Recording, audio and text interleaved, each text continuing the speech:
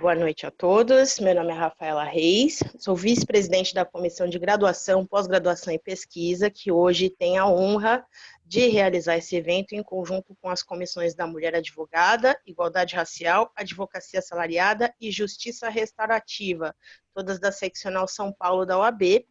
Tenho comigo a presidente da Comissão de Justiça Restaurativa da OAB-SP, a doutora Viviane Cantarelli, que hoje hoje comigo media e dirige os trabalhos. Trataremos hoje a justiça restaurativa, num viés acadêmico, num viés introdutório, para que conheçamos as notas deste novo ramo jurídico, que é velho, mas é novo, né? Está sendo introduzido agora no Brasil e agora que estamos conhecendo como funciona, como não funciona, onde aplicar, como, por quê. Debateremos isso hoje com o Dr. Gustavo de Oliveira Antônio, graduado em Direito pela Faculdade Mackenzie, também graduado em Comunicação Social pela Casper Libero, pós-graduado em Direitos Humanos, Diversidade e Violência pela Universidade Federal do ABC, mediador, conciliador e facilitador de práticas restaurativas, e atua como supervisor metodológico no projeto Rede Justiça Restaurativa do Programa Justiça Presente. O Dr. Gustavo é membro da Comissão de Justiça Restaurativa e hoje divide a mesa com a doutora Karine de Oliveira Macena Vieira. A doutora Karine é advogada, é pedagoga, facilitadora de Justiça Restaurativa, formada pela Fundarp e mediadora de conflitos. Ela é pós-graduada em mediação de conflitos, conciliação e arbitragem pela Escola Superior de Advocacia, a ESA-OAB. Também obteve experiência restaurativa no ambiente corporativo. Foi aluna especial de mestrado da UFPE, Universidade Federal de Pernambuco, em Ética e Resolução de Conflitos de Justiça Restaurativa. Também, claro, é membro da Comissão Especial de Justiça Restaurativa da OAB-SP. Repetindo, temos aqui a presidente dessa comissão, a doutora Viviane Cantarelli, que daqui para frente dirige os trabalhos. Peço licença a todos e muitas escusas, mas por um problema de ordem técnica não poderei permanecer durante todo o evento. Viviane. Obrigada, querida doutora Rafaela.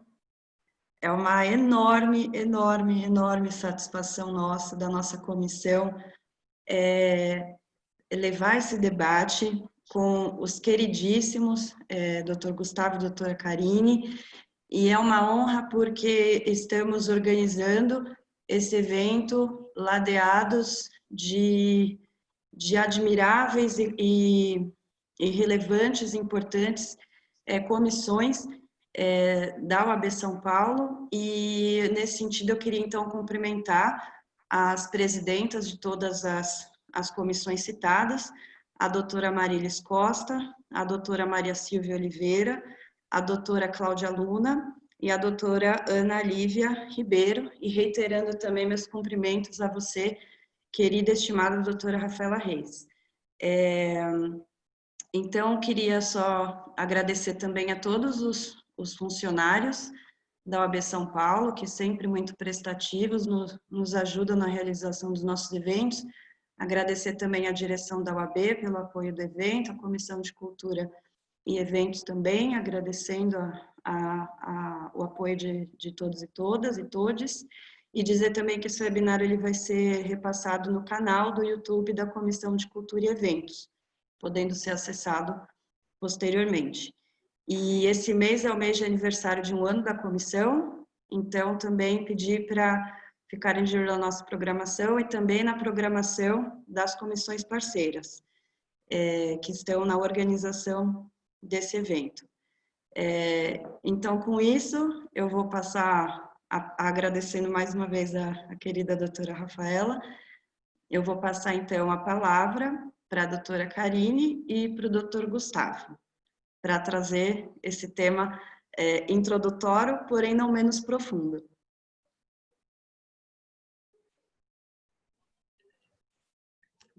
Obrigado, Vivas, obrigado, doutora Rafaela. Eu e a Karine combinamos, né, de eu começar me apresentando aqui. Boa noite para todas as pessoas que estão participando. É uma alegria para a gente poder também estar aqui trocando uma ideia com vocês.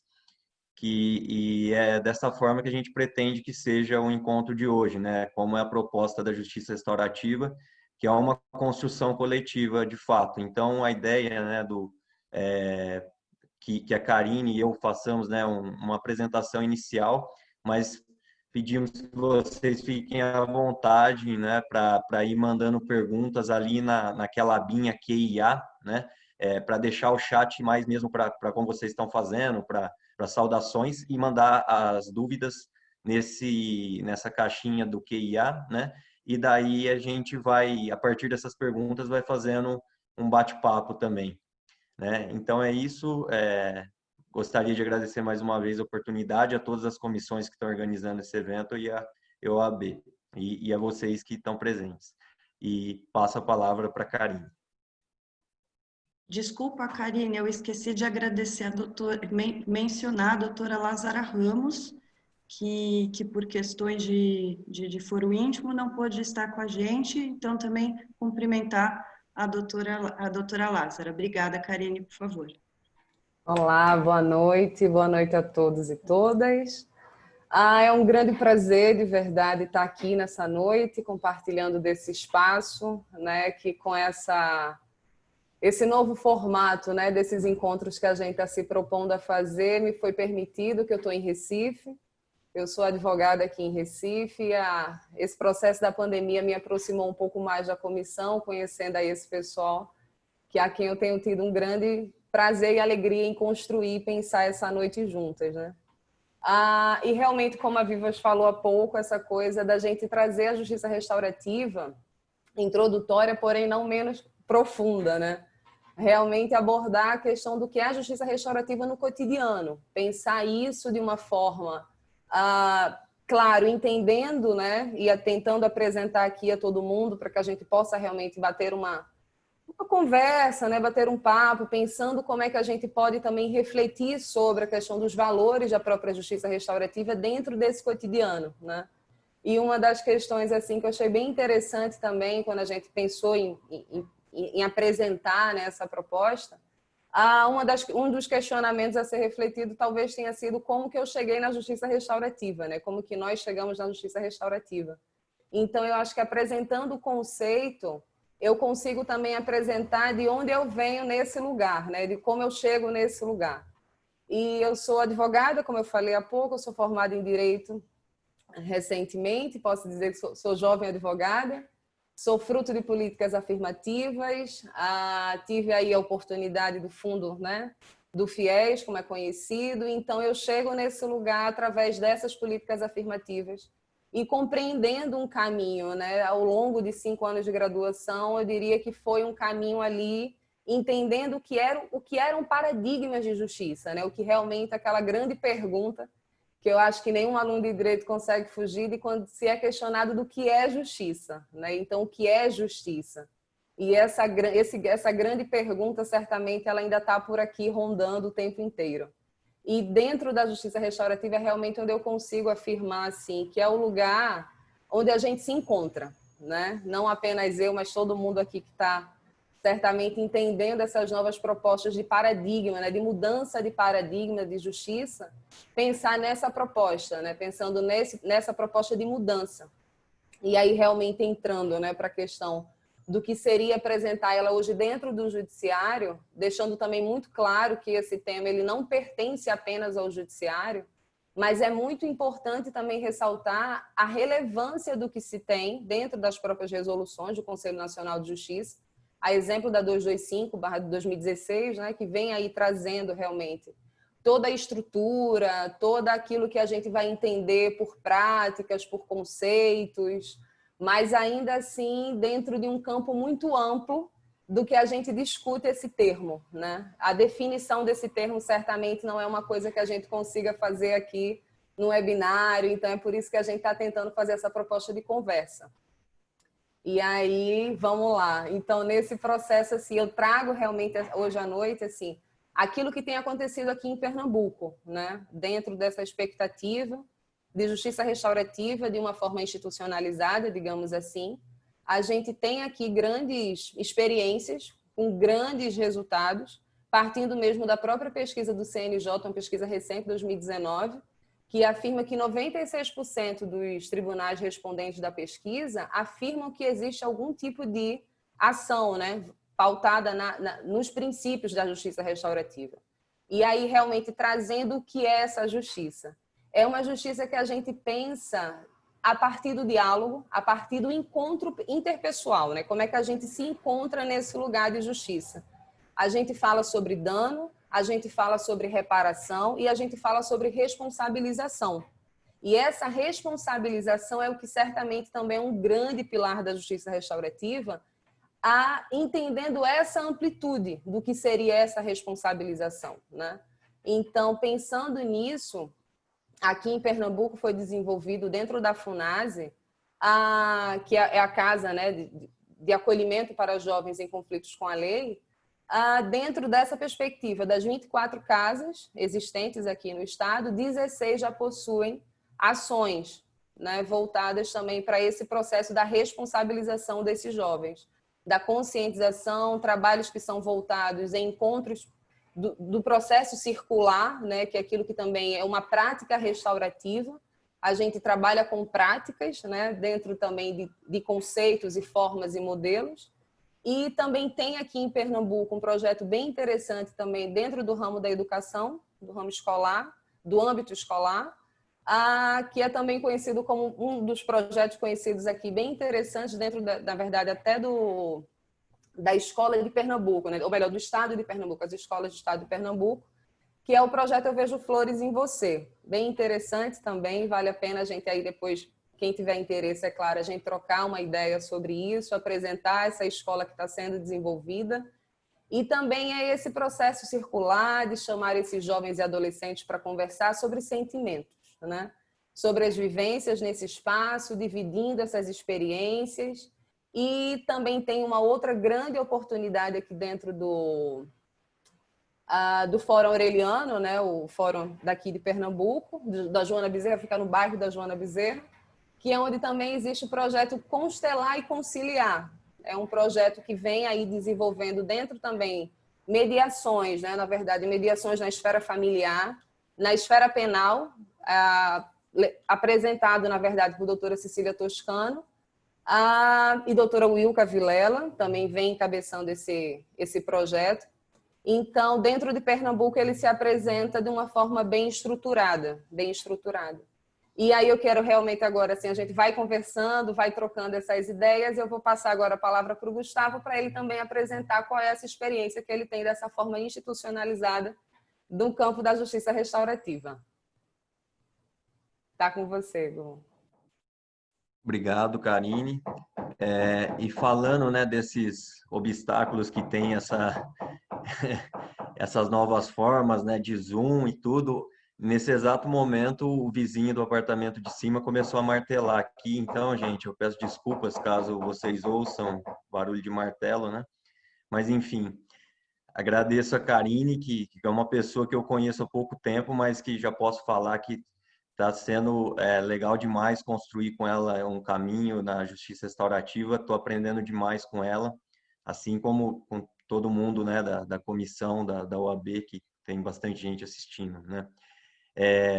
Como a Karine, né, também se apresentou, eu vou falar também um pouquinho de como eu chego na justiça restaurativa. Eu fiz jornalismo primeiro e estava cursando o direito. No penúltimo ano da faculdade, né, já no penúltimo ano, eu vi um post do CNJ falando sobre justiça restaurativa e eu dei uma lida naquilo e falei, nossa, isso faz muito sentido, mas nunca, em 4 anos, não me falaram disso na faculdade de Direito, né? E eu achei estranho e calhou de, logo no ano seguinte, eu começar um estágio na Defensoria Pública e lá estava começando um grupo de estudos sobre justiça restaurativa, né? E isso, né, eu digo que mudou tanto minha vida pessoal quanto profissional, porque eu fui fazer um TCC para encerrar a faculdade de Direito, justamente tentando ver onde no Brasil, em faculdades de Direito, se ensinavam sobre aquele novo paradigma. Isso era 2016, né?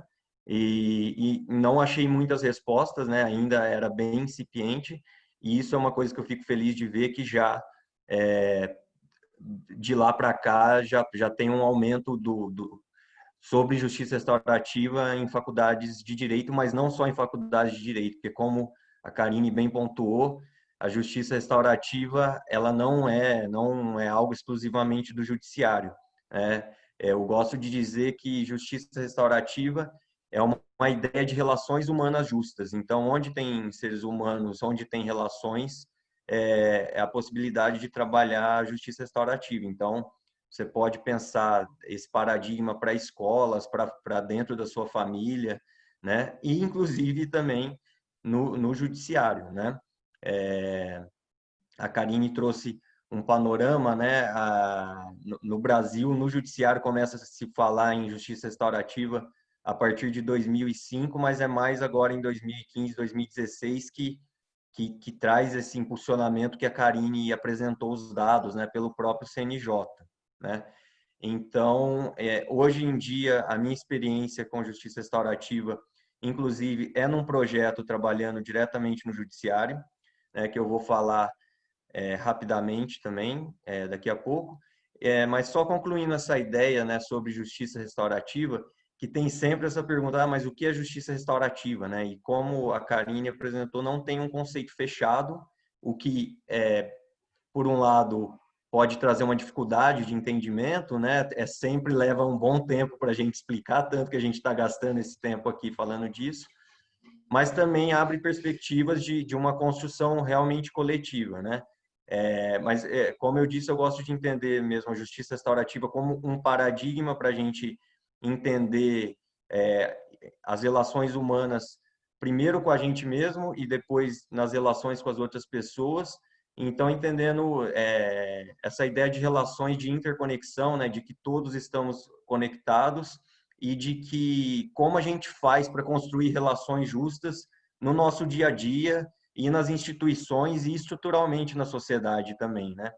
Então, para dizer para vocês, né, que um pouco da perspectiva que eu parto da justiça restaurativa é de um paradigma de justiça calcado no trabalho calcado em relações, na construção de relações justas, em que as pessoas, em que todo mundo constrói essas relações, né? E isso também pode ser aplicado, como eu disse, nos mais diversos espaços. E dentro desse paradigma, como a Karine trouxe, tem diversas técnicas que a gente pode utilizar para a gestão de conflitos, né? Eu acho importante dizer isso porque muitas vezes a justiça restaurativa é colocada como apenas uma técnica alternativa ou adequada de gestão de conflitos, né? E não que isso não tenha valor, mas é que o entendimento do qual eu parto é de que a justiça restaurativa é de fato um paradigma, como a Karine falou, um paradigma de justiça, e que inclusive tem possibilidades de lidar com o conflito a partir de algumas modalidades e técnicas que ela traz, né? E trazendo para a minha experiência no judiciário, né? Atualmente eu trabalho numa ONG que chama Centro de Direitos Humanos e Educação Popular de Campo Limpo, que a sigla é CEDEP, fica localizada no Capão Redondo, em São Paulo, né, na zona sul de São Paulo. E o CEDEP tem um longo histórico de trabalho com direitos humanos e desde 2006 tem trabalhado com justiça restaurativa, tanto em projetos de formação, lá caso você queira fazer formações, né, das diversas técnicas que a gente tem na justiça restaurativa, lá tem cursos, e que também atua em projetos de justiça restaurativa, tanto na comunidade quanto em diálogo com o sistema de justiça. E no momento, pelo CEDEP, né, eu atuo num programa chamado Justiça Presente, que é um programa maior do Conselho Nacional de Justiça e do PNUD, né, do Programa para o Desenvolvimento da ONU, que tem como objetivo justamente ou instalar ou fortalecer núcleos de justiça restaurativa em 10 tribunais em tribunais de 10 estados do Brasil, né? Então, o projeto começou no início do ano, e em virtude da pandemia, a gente está se readaptando, né, a esse projeto, e trabalhando inicialmente online, né, com as equipes dos 10 estados, e a ideia é justamente essa, né? Ou instalar ou fortalecer núcleos de justiça restaurativa para trabalhar em 4 âmbitos. No sistema socioeducativo, né, que é tanto no processo de conhecimento, né, no caso de adolescentes, quanto na execução de medidas, e também no sistema de justiça criminal, tanto na fase de conhecimento quanto na fase de execução. Então, só para dizer para vocês, né, ao longo da conversa a gente pode desenvolver melhor isso, a ideia da justiça restaurativa trabalhando em diálogo com esse sistema de justiça convencional que nós temos, como podemos dizer assim, né? E quais seriam os ganhos, digamos, da justiça restaurativa? É justamente essa perspectiva de não lidar com uma ideia punitiva, de lidar com uma ideia, né, que acho que a Karine vai explorar melhor isso, sobre o conflito, né? Porque mesmo na faculdade de Direito, muitas vezes, a ideia que passam para a gente do conflito é que conflito é algo negativo e que temos que exterminar com o conflito. E num trabalho, numa perspectiva de justiça restaurativa, a ideia de que o conflito existe, é inerente às relações humanas, e a questão é o que a gente faz com ele, né? Então, ele tem um potencial para ser trabalhado para propiciar também um crescimento. Então, a justiça restaurativa parte dessa perspectiva de entender o que pode ser feito, seja para reparar ou seja para atender às necessidades de todas as pessoas envolvidas em um conflito, nas mais diversas áreas, seja no criminal, no civil, no administrativo, no ambiental, né? Então, tem essa perspectiva da justiça restaurativa como uma justiça que está preocupada não só com o que aconteceu lá atrás e impunir, né, ou gerar alguma retaliação, mas está preocupado sim com o que aconteceu, como que aquelas pessoas envolvidas no conflito estão agora e o que pode ser feito daqui para frente para que a situação fique boa para todas as pessoas, né? E uma última coisa, antes de passar para a Karine, isso é algo importante, né? Falando principalmente aqui na UAB, falando para profissionais da área jurídica, né? Enquanto a justiça comum está mais preocupada com a violação de leis, né, de normativas, a justiça restaurativa tem uma preocupação fundamental com a violação de relações e de pessoas, né? Então, para a gente pensar, né, é uma justiça que, de fato, traz muito forte nela uma ética de cuidado, de interconexão de um com o outro e de pensar como que nós cuidamos uns dos outros, né, nessa perspectiva. E passo para a Karine e depois a gente pode voltar a falar sobre isso e também fiquem à vontade para mandar as perguntas, por favor. Obrigada, Gu, obrigada. É bem interessante, né, essa coisa do cuidado com o outro, pensar a justiça partindo justamente desse processo, do cuidado com o outro. E justiça restaurativa, falando um pouco da história, né, de como ela chega no Brasil, como ela se dá no Brasil. Ela se dá na década de 70, a gente pode dizer que ela dá na década de 70, começa na Nova Zelândia, no Canadá, vem chegando no Brasil por volta de 2004, com 3 projetos pilotos, Rio Grande do Sul, São Paulo e Brasília. E a gente começa a pensar a justiça restaurativa realmente dentro do âmbito do cotidiano. E o que seria esse âmbito do cotidiano, né? Onde está? Onde é que hoje eu posso pensar, pensando e refletindo sobre tudo isso? A gente tem aí as formas, a gente tem as práticas, a gente tem as técnicas. Só que isso, de certa forma, a gente também precisa perceber e refletir até que ponto que isso se distancia da sociedade, né? Da própria população. A gente sempre está aí em reuniões, em fóruns, até aqui mesmo nessa oportunidade desse webinário, de sempre conversar a justiça restaurativa realmente nesse campo da construção. Mas eu também penso que seja interessante a gente também começar a trazer apresentar, na verdade, onde ela se encontra, né? Hoje, eu, quanto sociedade, quanto ser social, quanto cidadão, onde eu encontro essas ações.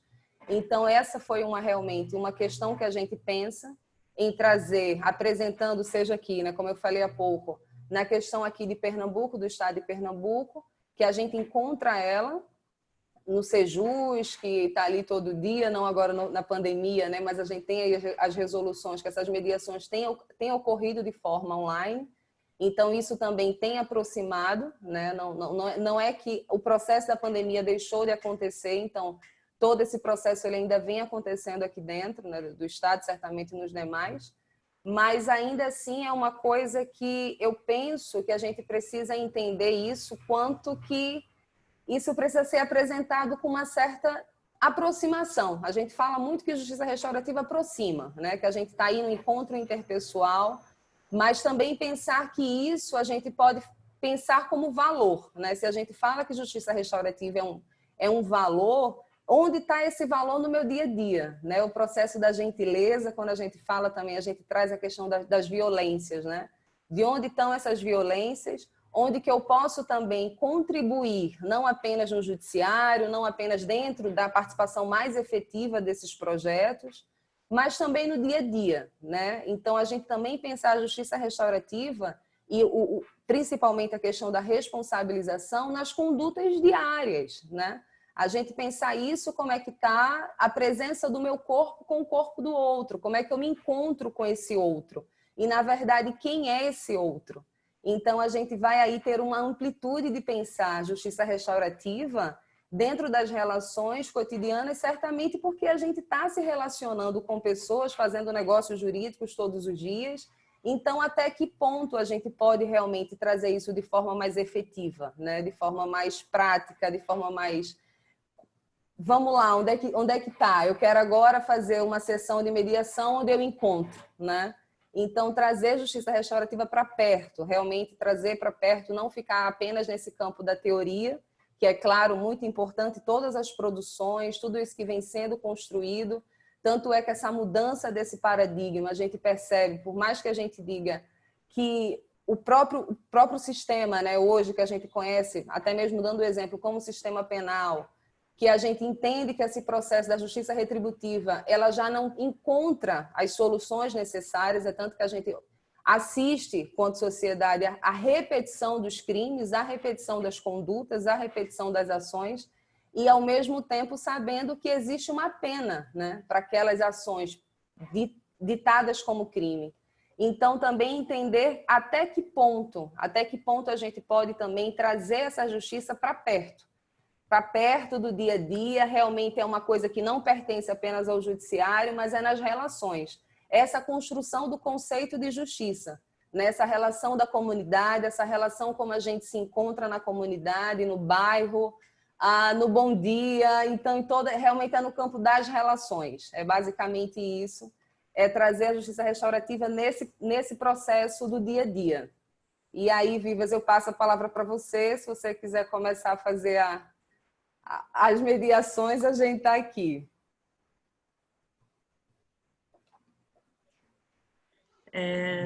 Também não sei se a internet da doutora Rafaela estiver melhor também, ela quiser fazer alguma pergunta, também deixar aqui aberto. Na verdade, tem algumas perguntas no chat. Será que eu posso fazer uma do chat? Então, tá... Bom, perguntaram sobre a trajetória, mas imagino que vocês tenham já falado na apresentação de vocês, né? De como desenvolveram, como a JR veio fazer parte da vida de vocês. E a Luana está perguntando: muitas mulheres vítimas de violência doméstica não desejam findar a relação com o autor da violência. Como a JR pode colaborar nesses casos? E dessa pergunta, queria até aproveitar e cumprimentar a presença da Juliana Tonchi, que seria maravilhosa para estar aqui falando com isso sobre esse tema, a nossa mais nova consultora da comissão. Então, a palavra está com vocês, pessoal. Você se sente confortável, Gu, em responder? Karine, eu me sinto mais confortável para responder de um âmbito de responsabilização dos homens. Se você quiser falar primeiro, fica à vontade. Sinta-se à vontade. Então, vamos ouvir os homens. Então, é Pamela, né, que fez a pergunta? Não. Não, desculpa. É Luana. Luana, desculpa, Luana. Obrigado pela pergunta. É de fato, né? uma pergunta que é muito feita quando se fala de justiça restaurativa, né? E como a Vivas falou, né? A gente tem a presença da Juliana Tonchi, que inclusive, acho que segunda, né? Estava falando no grupo sobre essa temática. Ela é especialista nisso, né? E o que eu me sinto à vontade de falar é de que, tanto que eu disse, né, da perspectiva dos homens, da possibilidade de círculos reflexivos com homens, né, que podem ter uma perspectiva de justiça restaurativa. Eu entendo uma perspectiva restaurativa, né? Por que eu falo isso? Porque nem todo círculo reflexivo é restaurativo ou vai ser uma prática restaurativa. Mas eu acho que esses círculos reflexivos, e eu participei de uma formação, né, até do grupo E Agora José, para formadores, né, para trabalhar com homens autores de violência doméstica, é justamente a perspectiva, uma perspectiva restaurativa nesse trabalho de conscientização dos homens e de responsabilização, né, para nós homens nos enxergarmos, né, dentro de uma sociedade machista e entender também como os nossos comportamentos geram violência, né? Violência principalmente contra as mulheres, mas também contra nós homens, né?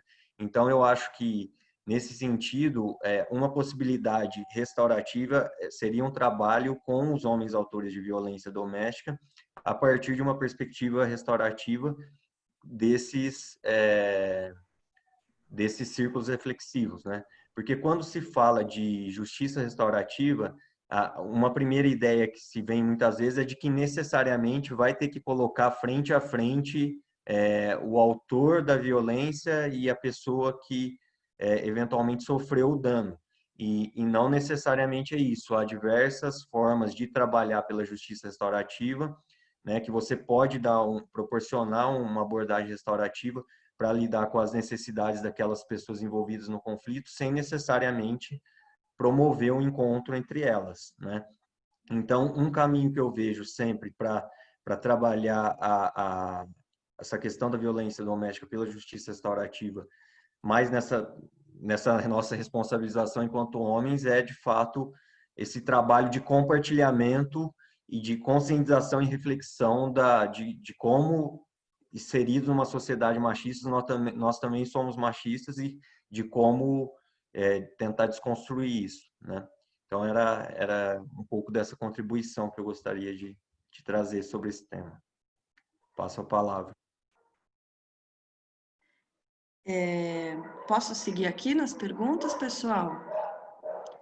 Então, a Silvia, vocês podem notar que eu estou sem óculos, a Silvia Helena Terra está perguntando: justiça restaurativa não reproduz as relações desiguais inerentes dessa sociedade? E vou até também, no sentido da pergunta dela, perguntar para vocês em quais cuidados e se é possível falar um pouco do desafio do próprio judiciário, por seu próprio seletivismo penal e violências que perpassa, como a justiça restaurativa não se torna um braço do sistema punitivo, ou enfim, também nesse sentido, já aproveito e faço a pergunta. Bom, até interessante, Vivas, é Silvia, não é isso? Silvia Helena. É bem interessante porque, certamente, pensar a justiça restaurativa, a gente, consequentemente, precisa pensar em raça, né? Então, entendendo que justiça restaurativa é um paradigma, é um novo tema que vem sendo discutido. Então, dentro de tudo isso que a gente já falou, mas também a gente precisa trazer a reflexão de que para quem, né? É uma coisa que a gente sempre também está tendo oportunidade de conversar sobre, para quem que essas práticas estão sendo construídas e por quem, né? Então, quando a gente fala sobre essa reprodução, né? A justiça restaurativa não tenta apaziguar os conflitos de classe. E esses conflitos de classe, né? Quais seriam esses conflitos de classe? E, na verdade, quando a gente vai também para o estereótipo de quem é que recebe, quem é que aplica, né? Quem é que está pensando as práticas, quem são os corpos que estão ali diante daquela situação de pensar em tudo isso e quem recebe as aplicações e de que forma recebe, né? Então, quando o doutor Gustavo traz mais cedo a questão de que a justiça restaurativa é o cuidado com o outro, é essa que eu acho que é a pergunta muito interessante quando a Silvia traz, do que é essa reprodução também nesse campo penal. A gente precisa observar quem é a população carcerária, a gente precisa observar qual é a cor dessa população carcerária, né? Então, falando de raça e justiça restaurativa, não tem como afastar, até mesmo pensando nessas reproduções. Essa contribuição. Obrigado, Karine. Eu gostaria de dialogar também com isso. Essa é uma discussão que a gente tem sempre, né? Inclusive, a Vivas, a gente fala muito. Inclusive, se você quiser responder, por favor, Vivas, né? De fato, né? E citando isso, inclusive, né? A ONG que eu trabalho, ela surge né, dos movimentos eclesiais de base, vem da luta popular ali a partir do fim dos anos 70, 80, e tem uma perspectiva de trabalho com educação popular, né, freiriana, e a gente tenta pensar a justiça restaurativa sempre nisso, como uma possibilidade emancipadora e também de organização social, organização política, para o reconhecimento de desigualdades e direitos e para o trabalho sobre isso também, né? É uma discussão que a gente sempre faz. Também tem essa questão que a Vivas perguntou, né, que é sempre falado, o judiciário pode cooptar a justiça restaurativa, fazer um uso dela para reproduzir a mesma seletividade penal que a gente sabe que tem, reproduzir as mesmas desigualdades de hierarquia e poder que a gente sempre vê, né? Esse é um desafio, né, que demanda, de fato, muitos cuidados, e é justamente o trabalho que eu gostaria de compartilhar, né, do qual eu estou participando agora, né? Inclusive, tinha uma pergunta no chat, né, disse que eu só falei um dos eixos, né, do programa que a gente tem. É que, na verdade, o impacto dele é no socioeducativo e no sistema criminal, mas tanto eu falei 4 porque é tanto para a fase de conhecimento quanto para a fase de execução, né, tanto das medidas socioeducativas quanto numa perspectiva da justiça criminal, né? E daí, nesse trabalho, a gente tem tentado conversar muito com as equipes, né, de cada estado sobre as desigualdades estruturais que o Brasil tem, né, há 520 anos. Então, da linha que eu sigo de justiça restaurativa e acredito, né, pelo que a gente conversa, a Karine, a Vivas, compartilha, não dá para se falar em pensar em justiça restaurativa, em construção de relações justas, num país como o Brasil, se a gente não falar de racismo, não falar de machismo, não falar de desigualdade social, de questões de classe, né? Pensar, né? Se a gente está falando em relações justas, não tem como a gente pensar em relações justas diante de desigualdades estruturais, desigualdades injustas, né?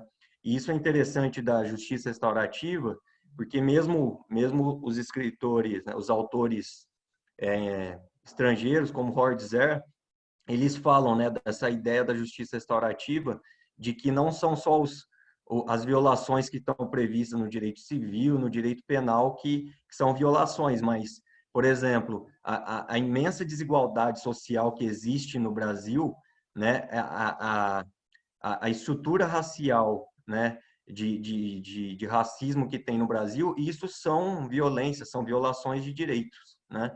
Então, como é que a gente vai falar em justiça sem considerar todas essas questões estruturais, né?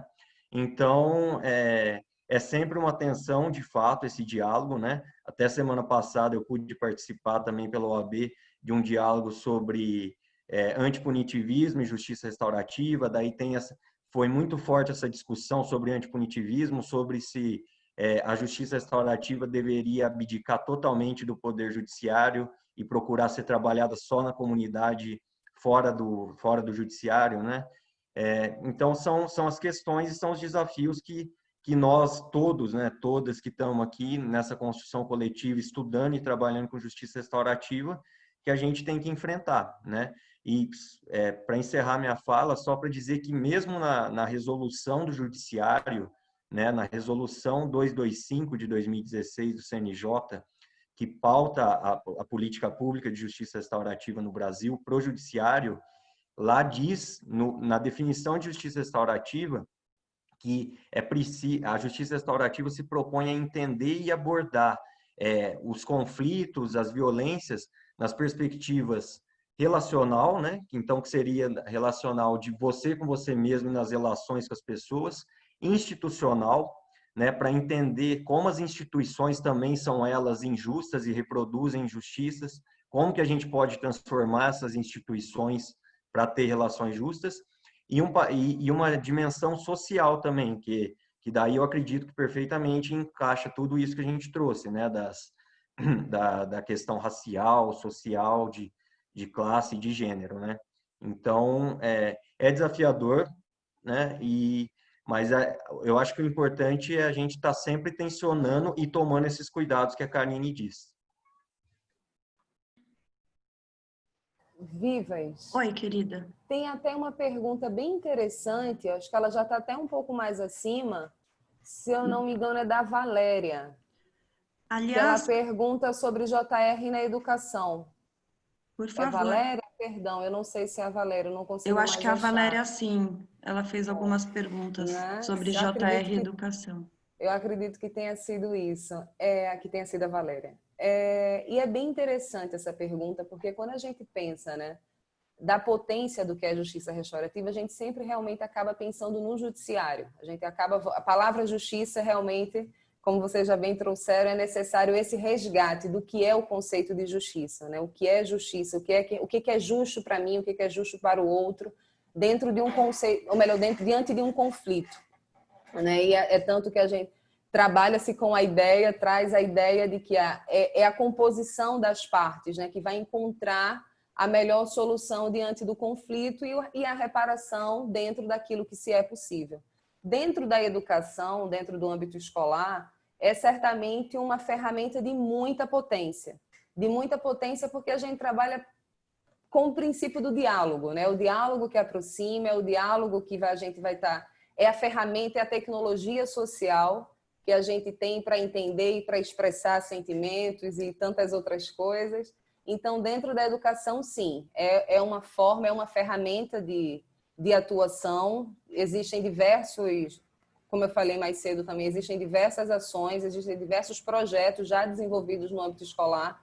Mediação escolar, por sinal, que é uma prática também, é uma prática restaurativa, tem sido utilizada, inclusive hoje, dentro desse contexto de pandemia, como a própria negociação extrajudicial, né, dentro desse campo de compreender as ações, de fato, que toda a sociedade sentiu, né, economicamente falando.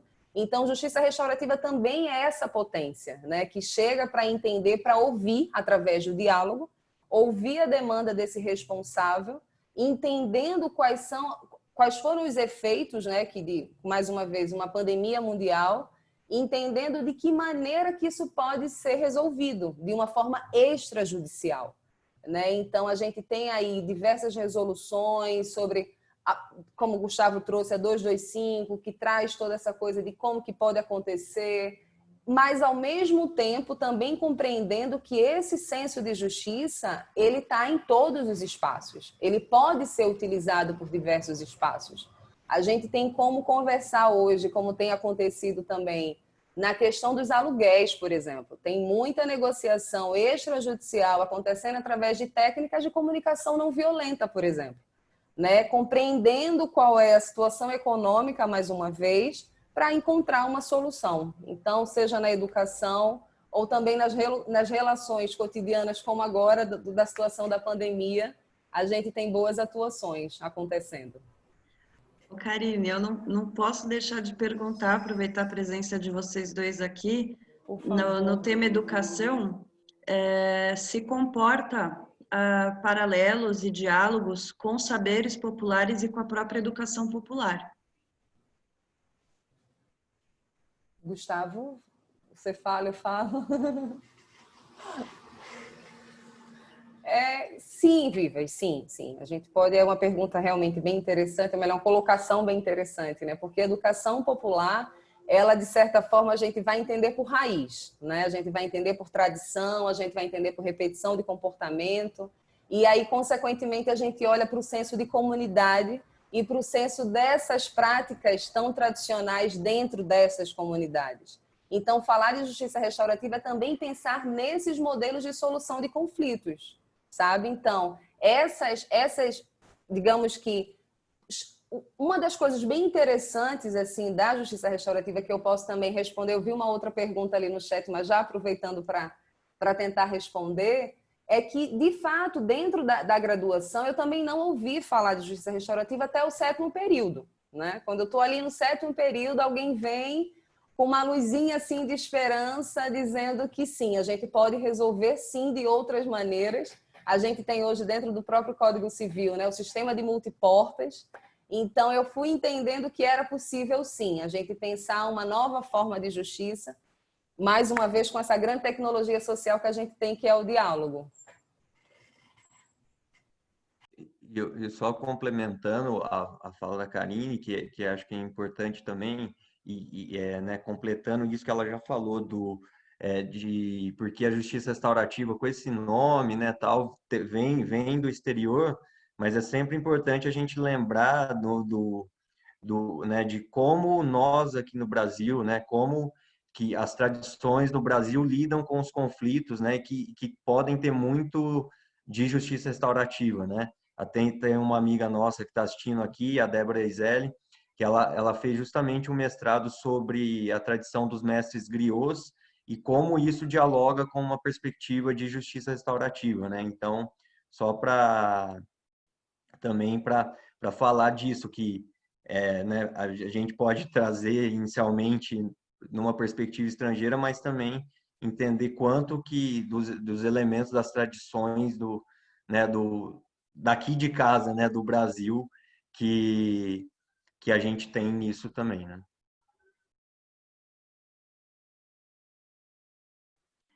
Vocês querem comentar alguma questão que vocês já tenham lido? Ou posso ler alguma questão aqui feita? Ok. Na verdade, talvez a Silvia tenha feito a pergunta em 2 partes, ou eu não entendi se era uma só, mas acho que vocês também chegaram a comentar que ela fala sobre os conflitos de classe. Tem a máxima, salvo engano, é do Karl Marx, que os conflitos de classe são irreconciliáveis, mas agora eu não me recordo, mas deve ser dele.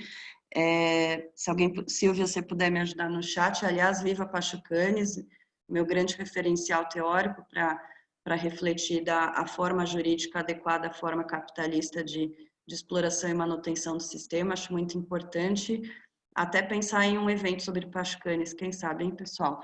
Bom, e aí, então, essa pergunta, e aí o pessoal também está perguntando sobre a justiça restaurativa nas violências perpetradas pelo Estado, sobretudo em episódios de genocídio, e citam o caso de Ruanda. Então, se vocês puderem falar um pouco.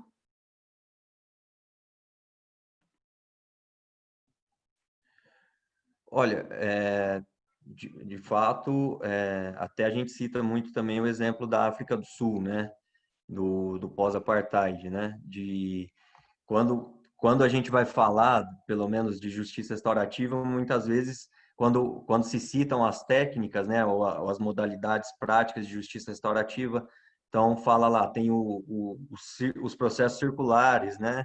Temos a conferência vítima-ofensor-comunidade, a conferência de grupo familiar, e temos as chamadas comissões de verdade e reconciliação, né, que é uma perspectiva que foi aplicada na África do Sul pós-apartheid, né, de lidar com essas graves e generalizadas violações de direitos humanos a partir de uma perspectiva não punitiva, mas sim de responsabilização e ao falar sobre isso, né, de não esconder o passado, você poder cicatrizar feridas, né?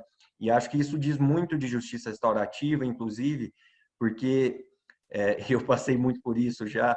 Quando você apresenta justiça restaurativa, o pessoal fala, mas isso aí é um negócio leve, é abraçar a árvore, é dar a mão, fazer coraçãozinho. e não necessariamente, né? Justiça restaurativa, primeiro que começa, como a Karine trouxe, a partir de uma proposta de mudança individual, né? Uma proposta interna de cada um.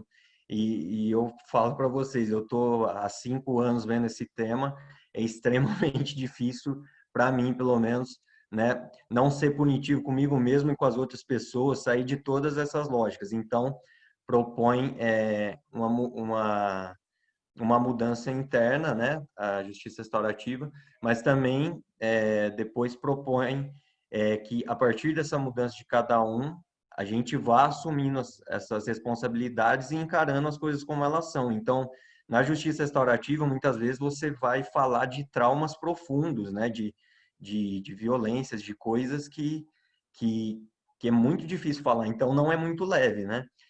Inclusive, no grupo de estudos que eu participava na Faculdade de Direito do Mackenzie, um dia pediram um exemplo de justiça restaurativa concreta, porque eles só conseguiam enxergar a justiça restaurativa para conflitos, digamos, de uma menor gravidade, né? E daí a gente levou justamente um filme sobre as comissões de verdade e reconciliação da África do Sul do pós-apartheid, né? De pessoas que cometeram graves violações de direitos humanos ali se responsabilizando e as pessoas que sofreram aquilo ouvindo e podendo falar também, né? E tem esse efeito de falar sobre, né? De não esconder a verdade, né? Ao falar sobre isso, você de alguma forma pavimenta o caminho para uma abordagem de que possa construir um futuro melhor, que eu imagino que é o que faltou, por exemplo, no Brasil no pós-ditadura, né? No pós-ditadura, durante muito tempo, a gente não falar tanto sobre, não ter responsabilizações sobre as graves violações de direitos humanos que ocorreram. Isso permite que haja um cenário autoritário que se repita, né? Então, nesses casos de graves violações de direitos humanos, a justiça restaurativa tem técnica para isso e também é um caminho para isso. É da essência da justiça restaurativa falar sobre, se responsabilizar e pensar no que pode ser feito, né? O que me atrai muito na justiça restaurativa é que é diferente por exemplo, do direito penal, que está calcado numa energia de punir, de pensar no que foi. A justiça restaurativa diz, ok, temos um problema e somos parte do problema e o que podemos fazer a partir disso para melhorar, com todas as dificuldades que nós vamos ter, né? Então, acho que era um pouco disso. Passo a palavra. Eu acho que só complementando, Hugo, não que tenha nada para ser posto, mas no sentido de que semana passada, do evento que você falou, né, quando o Daniel Achutes trouxe o dado de uma pesquisa bem interessante, que quando o réu ele chega diante do processo, por muitas das vezes ele prefere passar pelo processo do que a gente entende por normal, né, o julgamento ali daquilo que a gente vai compreender dentro das ferramentas atuais do direito, do que passar por um processo de responsabilização, né? Porque o processo de encarar as próprias condutas e certamente as dores do que essas violências estruturais, do que eu acredito que é que a gente está falando aqui o tempo inteiro, de entender também quais são essas violências, né? Então, de que forma também que isso vai ser dado dentro das partes que estão vivendo esse processo restaurativo, né? Lembrando que dentro da justiça restaurativa, um dos valores é a voluntariedade, né? Então as partes elas precisam chegar por vontade própria ali dentro daquele processo, de compreender qual é o processo. Lembrando que nada na justiça restaurativa a gente vai chamar, como o Gustavo bem trouxe, do abraçar árvores ou até mesmo de considerar que são processos fáceis e simples, né? A gente está diante de dores e por muitas das vezes são dores extremas, né? Não desmerecendo qualquer nível de dor, mas são problemas certamente cercados por muitas e muitas ou melhor, por muitas e muitas violências que são desencadeadas, aquilo que a gente vai chamar ali a espiral da violência, do conflito, até mesmo de entender a potência do conflito, que o conflito ele é positivo, a gente consegue evoluir quanto sociedade pensando no conflito daquilo que nós, mais uma vez, através do diálogo, a gente consegue construir, né, nessa coletividade, do que a gente consegue construir, que é um dos exemplos que a gente muito utiliza, contando aqui nas rodas, aqui até mesmo em Recife, né, dentro do campo onde eu estou, acaba atuando um pouco mais, que é essa coisa de que o judiciário ele não está para discutir de quem é a obrigação de cortar a árvore, né? Então, será que através do diálogo a gente realmente não consegue decidir ali, definir de quem é essa responsabilidade, sem precisar levar mais essa demanda para um judiciário que a gente sabe que está abarrotado e por que está abarrotado, né? Então, realmente empoderar as partes. A justiça restaurativa, ela empodera as partes. Que a gente possa realmente resgatar, quanto pessoas, quanto sociedade, essa ação que a gente tem de resolver problemas. A gente pode resolver problemas. A gente não depende apenas de um sistema que a gente entende por judiciário, de um rito, de processo, de procedimentos, para conseguir resolver demandas, né? Então, através, mais uma vez, dessa grande tecnologia que é o encontro de pessoas, da forma como a gente realmente se permite encontrar com o outro. E é claro que quando eu falo esse outro, eu vi também aqui no chat, tem uma grande pergunta, né? Dessa coisa do processo do que são as violências estruturais do Estado. E aí eu acho que, de repente, isso é um tema para um grande evento também. Né? Então, a gente pensar do que é essa violência estrutural, vinda de um Estado, vinda de representantes. Então, certamente, é uma ferramenta de uma potência que ela consegue alcançar até mesmo essas esferas que a gente fica ali sempre naquela dúvida, né? Mas cabe justiça restaurativa nisso, cabe justiça restaurativa naquilo. E uma das coisas bem interessantes também que eu penso, ou melhor, do que se traz sobre, é que justiça restaurativa não tem um conceito fechado, né? A gente está nessa construção até mesmo porque é uma resposta até mesmo de um campo subjetivo, né? Responder o que seria justiça.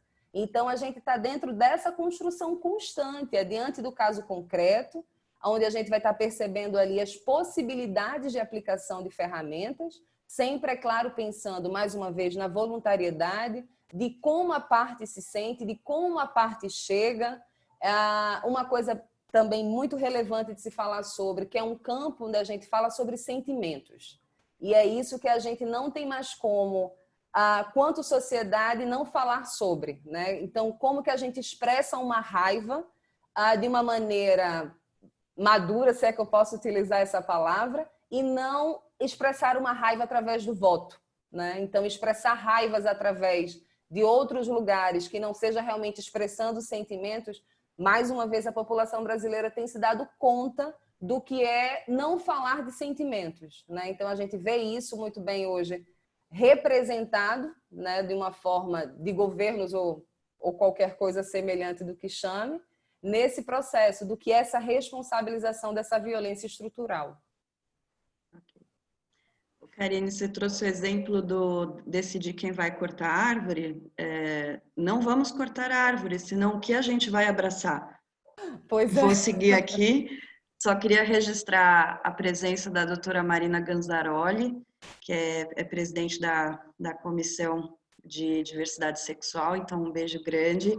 A presença da doutora Cláudia Luna, que eu já citei no começo do evento, e dizer que a doutora Cláudia Luna muito gentilmente aceitou o convite da nossa comissão de ser nossa consultora também, então cumprimentá-la, nossa admiração. E, por falar em consultora, a nossa queridíssima Célia Passos está aqui também assistindo, então mandar um beijo também para ela, minha querida mestra, e aproveitar e fazer uma pergunta que ela colocar no chat, ok? Como vocês percebem a justiça restaurativa sem associar a conflitos? Um modo de vida pautado em valores e não como ampliação do repertório para responder aos atos que geram, só um segundo, que geram danos?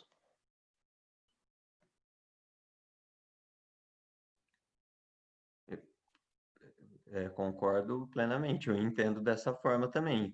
Tanto que, né, quando eu digo de entender, para mim, justiça restaurativa como paradigma de relações justas, não só a partir do que tenha ocorrido um conflito, mas de como a gente constrói essas relações justas, né? Então, como eu, comigo mesmo e com a minha família, e com os amigos, nos espaços profissionais que eu estou, antes de que, digamos, haja um conflito que tenha gerado dano, como que podemos fazer de uma perspectiva para construir relações justas, que eu digo assim, realmente nessa perspectiva do cuidado, né? Então, uma coisa básica que em muitas modalidades técnicas de justiça restaurativa utilizam, que é a checagem inicial e a checagem final, né? Que é a pergunta, geralmente, como que você está chegando aqui hoje? Ou como que você está saindo, né? Como que você está aqui hoje, né? Eu acho que essa pergunta aplicada efetivamente no dia a dia, e não só como um, oi, e aí, tudo bem? Né? Não como algo protocolar, já tem um espaço de cuidado, um espaço para a construção de relações saudáveis que propiciam, né, essas relações saudáveis antes de que haja um dano, né? A perspectiva também da justiça restaurativa de construir um espaço seguro e de contação de histórias. Isso é muito forte na justiça restaurativa, né? Tem até uma frase que eu não vou lembrar o autor agora, tá no livro da Kay Pranes, que eu gosto muito, que fala assim: você não tem medo de quem você conhece as histórias, né? Então, eu acho que isso da justiça restaurativa, propiciar espaços e formas de pensar, né, de se relacionar, que nos permite conhecer melhor e nos reconhecermos uns nos outros, na humanidade uns dos outros, isso cria essas pontes, né? E como eu acho essencial falar isso, né, que a Karine tão bem trouxe do medo e de como o medo pode gerar reações tão desastrosas, né? Pode, por exemplo, levar pessoas em busca de uma segurança, de uma necessidade de segurança, achar que se armar, que todo mundo se armar, é algo que vai garantir a segurança, né? E então, a justiça restaurativa, eu vejo como algo essencial, né? Como tanto no seu dia a dia, para a gente já construir essas relações, se conhecendo melhor, né? Cuidando melhor uns dos outros, a gente vence esse medo, né? E daí, como diz o professor brasileiro João Salme, né? Em vez de ter que erguer muros, né? Para se proteger da segurança, a gente vai ter, na verdade, uma construção de pontes, né? Para viver melhor, né? E para encerrar minha fala nesse sentido, eu sempre lembro de uma entrevista acho que ele era secretário de Cultura de Medellín, né? Ele falando como que eles tinham reduzido a violência na Colômbia. Ele falou, ó, foi investindo muito mais em cultura, em educação, em convivência, né? Eu acho que é muito isso, a justiça restaurativa, ao propor se conhecer as histórias uns dos outros, se cuidar e conviver, isso é a melhor forma de gerar segurança.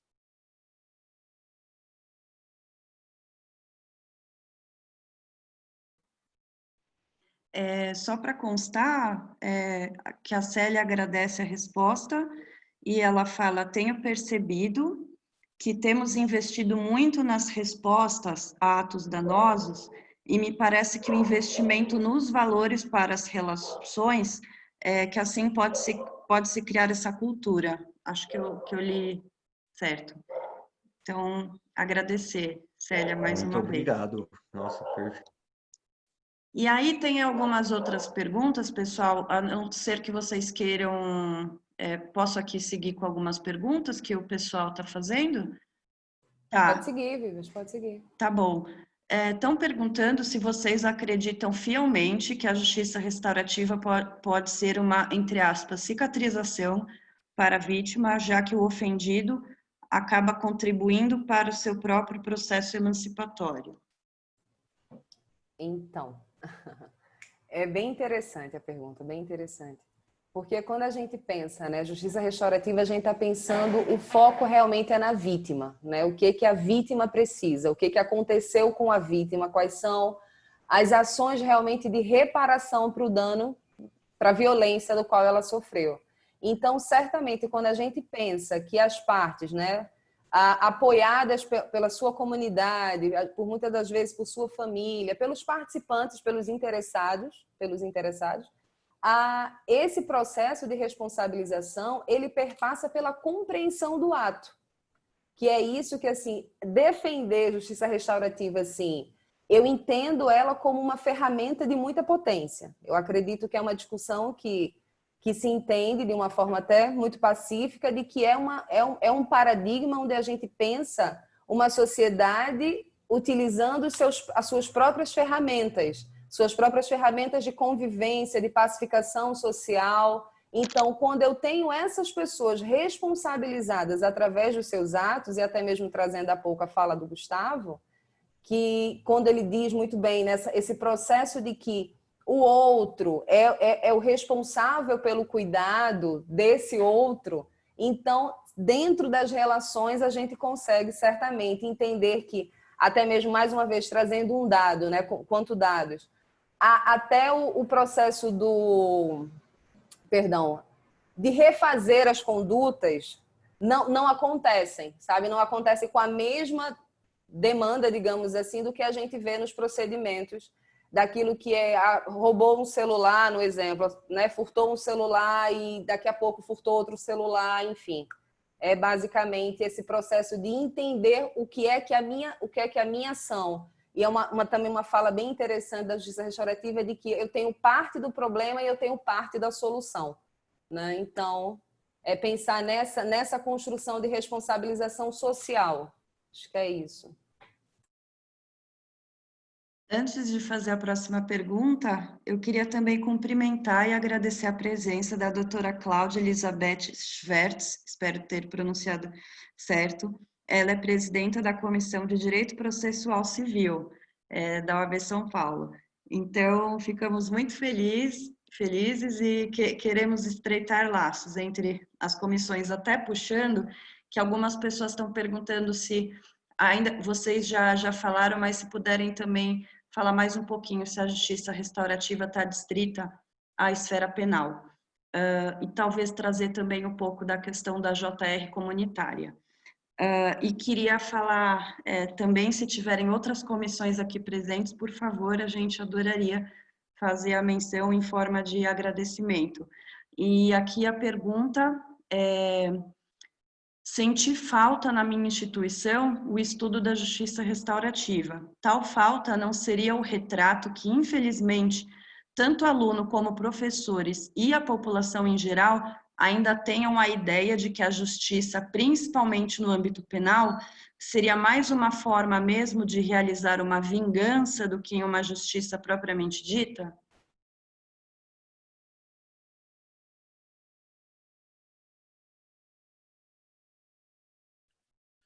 Oi, perdão, Gustavo.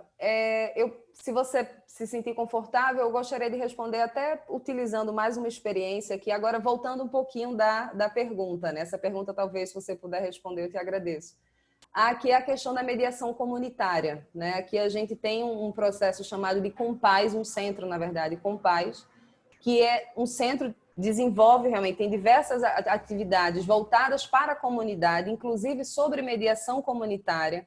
A comunidade ela é convidada para dentro desses centros, tem diversas atividades acontecendo, desde natação, uma grande biblioteca, foi pensado, né, ali nos formatos de Medellín, e tem dentro desses espaços, digamos assim, ou melhor, perdão, dentro de uma geolocalização, né, pensando conflitos numa geolocalização, onde existem esses centros aqui em Recife, ou melhor, em Pernambuco, tem esse processo de que a comunidade se envolve com os conflitos da comunidade, né?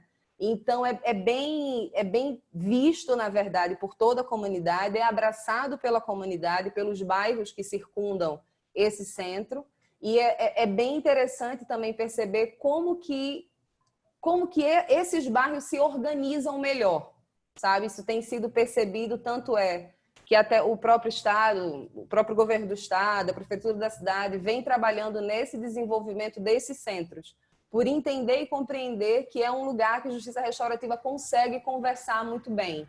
Tanto no campo da educação, aproveitando ali para responder algumas questões, que sim, existem sim estudiosos falando sobre mediação escolar, sobre justiça restaurativa na escola, Então, também, quem tiver interesse, a gente pode deixar aí e-mail, alguma coisa de contato, até para passar algum material, porque existe sim essa amplitude. Então, nessa questão comunitária, trazendo, como eu falei, né, a proposta de apresentar sempre o que está acontecendo aqui em Recife, estado de Pernambuco, o Compaz é um serviço que tem agraciado bastante.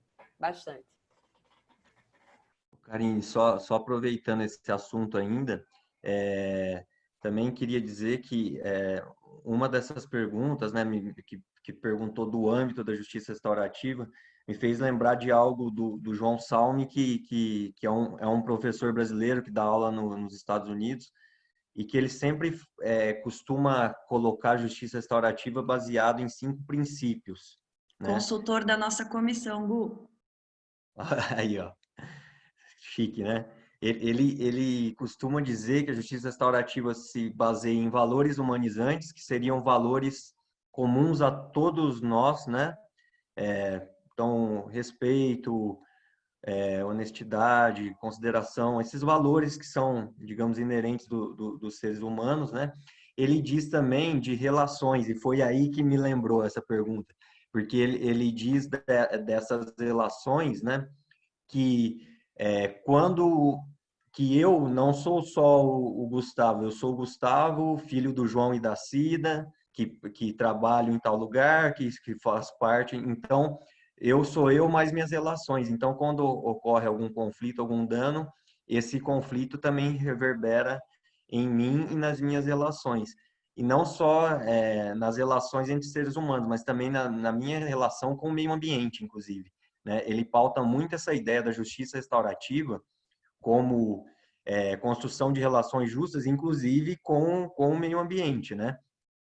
Daí, só para completar os outros 3 princípios que ele traz, é a responsabilidade, que a justiça restaurativa ela não tira a responsabilidade individual de cada um, porque ela está muito preocupada, inclusive, com a autonomia de cada um, né?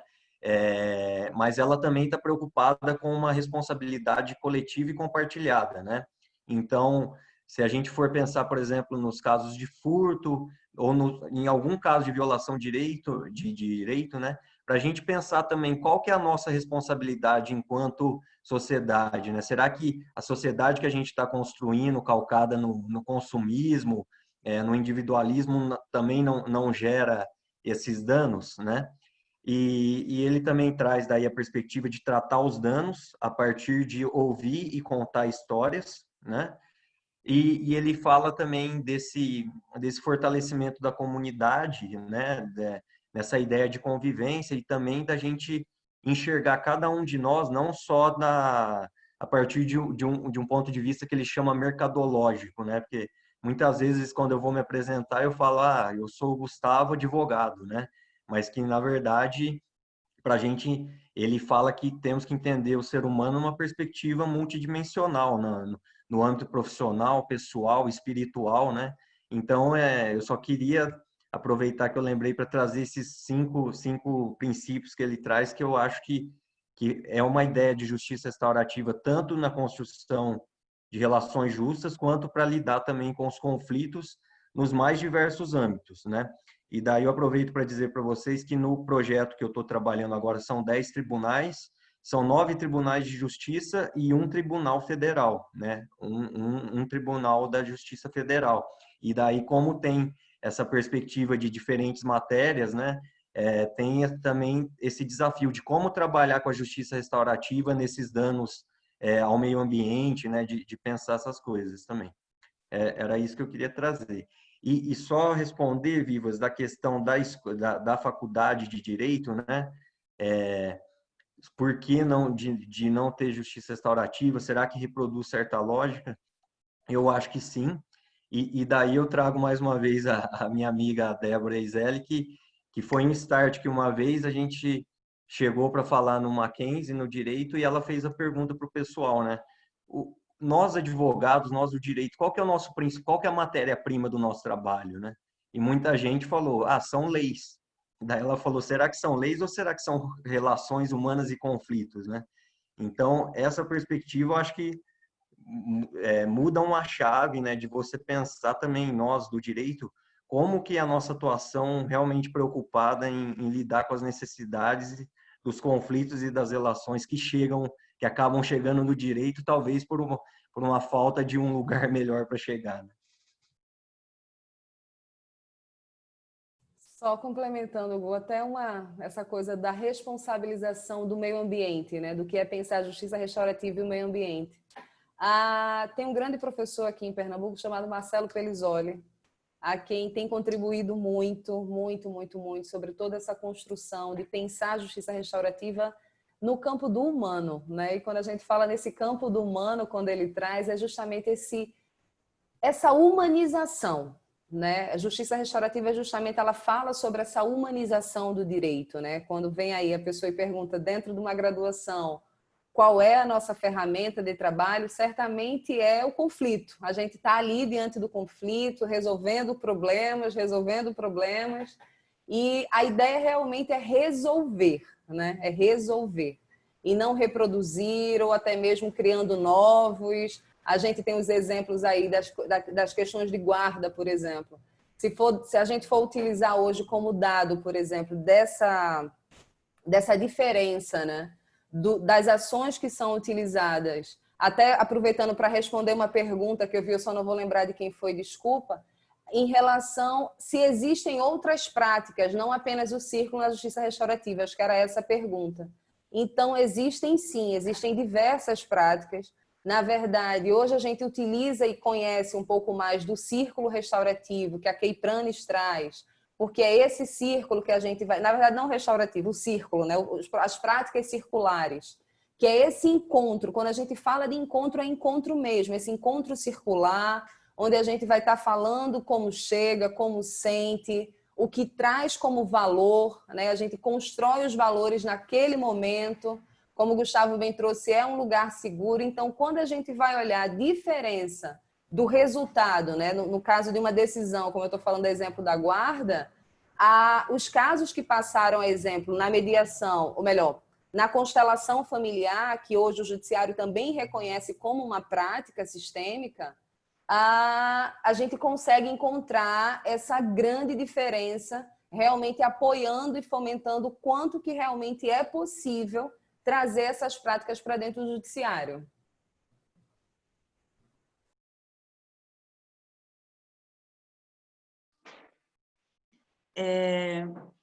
Eu queria aqui seguir, então, cumprimentando também a doutora Célia Regina de Souza, presidenta da Comissão de Infância e Juventude da OAB de Tatuapé, e a doutora Ângela Maria Novaes, presidenta da Comissão da Mulher Advogada de Francisco Morato, muito nos honrando aqui com a presença de vocês.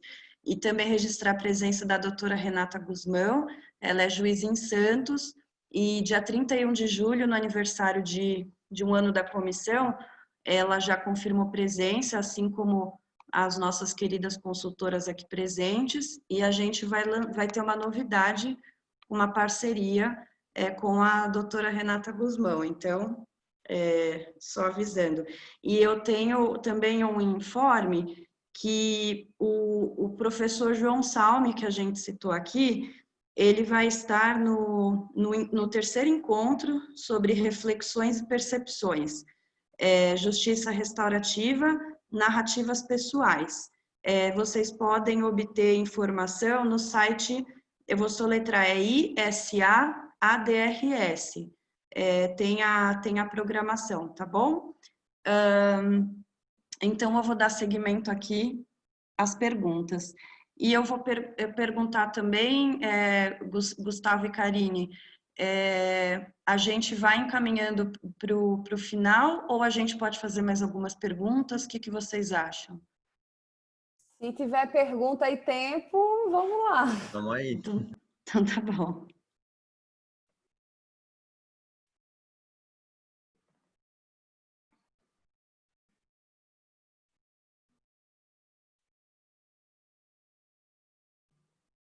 Só um segundo que eu tô sem óculos, então tudo fica mais difícil. Vivas, deixa eu aproveitar, enquanto então você está procurando amor. outra. Tem uma que eu olhei aqui bem interessante, que ela pergunta, deixa eu até te ajudar aqui, né? Que ela fala que é a Adriana Martucelli, acho que de Oliveira, espero ter pronunciado corretamente. Sou advogada há mais de 20 anos e descobri há pouco tempo a justiça restaurativa, né? Quero parabenizar os senhores pela dedicação ao tema. Acho que a justiça restaurativa pode ser o início de um longo caminho para a evolução social. Gostaria de perguntar se as técnicas aplicadas na mediação de conflitos são as mesmas aplicadas na justiça restaurativa. Então, Adriana, primeiro, assim, pensando como advogada, né? Agora como operador do direito, que era tanto que a gente ouvia ali naquele processo da graduação, o que era um operador do direito. E hoje, assim, me vendo como advogada, realmente é nesse processo dessa responsabilidade mesmo de atuação profissional, né? A gente vem falando também dentro de uma construção também sobre hoje uma advocacia colaborativa e não mais conflitiva, né? Aquela advocacia que realmente senta diante de outros profissionais, é uma atuação que, na verdade, ela conversa com diversas outros profissionais, digamos assim, né? Então, é um lugar que a gente encontra essa atuação de forma muito responsável, né? Pensando, mais uma vez, em resolver o problema. Então, a advocacia colaborativa hoje, ela traz esse lugar de realmente de não aceitar mais o conflito judicializando, digamos isso. E pensando essa coisa que você fala da mediação, né? Do que seriam as mesmas práticas, se são as mesmas... tá. Na mediação de conflitos são as mesmas aplicadas na justiça restaurativa. Até recentemente eu tinha uma expressão que eu gostava de utilizar, que justiça restaurativa seria um grande guarda-chuva. Mas aí eu até aproveito também para saudar a grande Carla Boim, acho que é esse o sobrenome, né? Boim, perdão, numa discussão que realmente ela traz que justiça restaurativa é muito mais do que um guarda-chuva. E realmente, desde então, eu compreendo isso, mas ainda assim são técnicas, são práticas, né? Mediação é uma prática, negociação é uma prática, conciliação é uma prática. Então, justiça restaurativa, ela traz aqui a ideia do que é do restauro, né? Não necessariamente que a justiça restaurativa ele é um paradigma, não necessariamente uma prática, né? Tanto que a gente vem trazendo que ela não tem um conceito definido, porque a gente está descobrindo quanto seres sociais essas ferramentas, né? Quais são as melhores ferramentas, quando que a gente pode utilizar, se nesse momento, diante desse conflito, no caso concreto, a gente vai convidar as técnicas da mediação, as técnicas da conciliação, né? Dentro aí a mediação, se realmente essas relações serão continuadas, então mais interessante que seja a mediação para esse processo. Ali nas questões de consumo, a gente vê muito as audiências de conciliação acontecendo, a famosa apresentação de propostas e de acordos. Então, tem sempre essa construção da gente compreender que justiça restaurativa é esse lugar de encontro de práticas, de técnicas e de diálogo. E só dialogando também com isso, né, que a Karine traz, eu acho que, daí, na verdade, eu vou compartilhar a experiência que nós temos tido trabalhando com os tribunais, que é trabalhar uma perspectiva muito forte da rede na justiça restaurativa, de que não é o judiciário, no caso, não é o protagonista, ele é só mais um dos integrantes da rede para lidar com os diversos conflitos que existem, né? Então, hoje mesmo nós tivemos um webinário com diversos integrantes da rede do estado do Piauí. Então, daí, pensar na rede de garantia de direitos, né, na assistência social, pensar também nos outros atores de sistema de justiça, né, Defensoria, Ministério Público, pensar muito na educação. E a justiça restaurativa tem muito forte essa ideia de como a Karine trouxe, sistêmica, né, de pensar, de fato, a complexidade das coisas. Então, o judiciário não necessariamente tem as ferramentas para dar todas as respostas. Na verdade, ele é muito limitado, né? Então, a gente tem trabalhado muito e preza muito essa ideia de construção de rede. E como trabalha isso? Seja numa perspectiva de que, a partir das práticas de justiça restaurativa, para lidar com os conflitos, você vai identificar muitas vezes questões dos mais diversos tipos de vulnerabilidades ou questões que têm que ser trabalhadas por outros atores que não judiciário. Então, pensar nessa perspectiva de rede, mas também pensar em como a rede, ela mesma, como as suas instituições, pode trabalhar de uma forma restaurativa. E isso eu acho que vai para todas as instituições, né? Para pensar de uma forma como que a gente trabalha sem reproduzir hierarquias de uma forma negativa, que tenha o poder de uma forma negativa, mas sim, se fala muito na justiça restaurativa, de em vez de ser o poder sobre, ser a ideia do poder com, né? Então, acho importante trazer essa perspectiva de que, na justiça restaurativa, a ideia de rede, de construção coletiva é muito importante, e o judiciário, nesse papel, se vê como mais um ator da rede, e não como o ator que vai resolver tudo. E a fala da Karine também me lembrou uma questão que já o abolicionismo penal discute, né, o antipunitivismo, que é o fato do direito, não só o direito penal, mas o direito em geral, ele ter respostas prontas e limitadas para uma diversidade e variedade de conflitos, né? E a justiça restaurativa, lógico, respeitando os princípios da dignidade humana, respeitando todos esses princípios, né, que garantem a ampla defesa, ela está preocupada em dar diferentes respostas para os diferentes conflitos que surgem. Então, a justiça restaurativa, eu vejo com uma energia que dá espaço para uma criatividade para abordar os conflitos fora daquelas fórmulas prontas e limitadas, e envolvendo diversos setores, né? Daí ela é multi, inter, transdisciplinar, né? Então, pontuar isso também. Obrigada. E eu me encontrei aqui, eu quero fazer então a pergunta do Adriano José da Silva, agradecendo a presença também. A comunidade dos advogados, nesse âmbito de preservação de valores antes da geração de conflitos judiciais, é empenhada nessa busca? O que vocês acham? Falando da experiência aqui, né, de Recife, Pernambuco, mais uma vez, eu diria que é um movimento que está em constante crescimento, sabe? Eu conheci o tema em 2015. Então, de lá para cá, certamente existe essa necessidade, até pensando, né, respondendo realmente como advogada, que a gente não tem mais como a classe, né, não tem mais como fugir, porque a gente precisa pensar que hoje ela é uma política judiciária, né? A pacificação de conflitos a gente encontra desde o preâmbulo da Constituição, né? Então, a ideia do que realmente a gente tem como utilizar a solução pacífica, né? Quais são as soluções que a gente pode encontrar dentro desse judiciário. Então, sim, a busca hoje ela tem sido bem mais efetiva, bem mais expressiva, inclusive, até mesmo a produção, o interesse sobre o assunto, de compreender o que realmente essa coisa que a princípio parece uma coisa ser tão esotérica assim, né? Aquela coisa um tanto distante, como a Vivas falou, a ideia de que abraça a árvore, de que passa a mão na cabeça.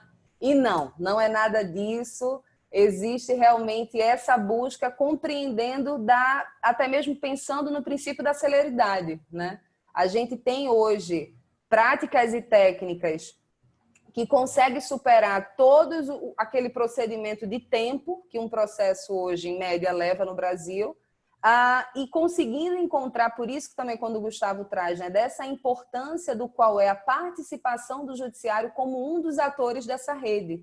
Porque, utilizando agora o exemplo da mediação, quando a gente tem ali o acordo, né, que foi construído pelas partes que viveram aquele conflito, ao final, você ter um acordo construído pelas partes e ter a presença do judiciário para homologar, ou seja, para realmente dar essa validade, sem precisar ter passado por todo o tempo de um processo, é realmente uma questão lógica e inteligente pensar a justiça restaurativa como prática de celeridade.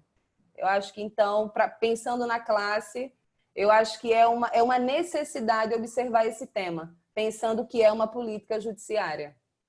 E até mesmo só complementando, também é responsabilidade do CNJ essa disseminação, né, essa divulgação. Diversos tribunais já estão passando, também já passaram, alguns outros também estão nessa construção até mesmo das alterações da estrutura, porque a resolução também traz quais são as necessidades estruturais que o judiciário precisa ter para atender essa demanda, né, digamos, a demanda da prática, da técnica, da aplicação da técnica, das técnicas.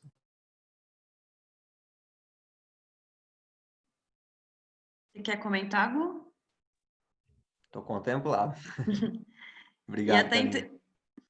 E até interessante saber que nas próprias resoluções do CNJ citam atores sociais para auxiliar na implementação da justiça restaurativa, não só promotores, defensoria pública, mas a própria OAB.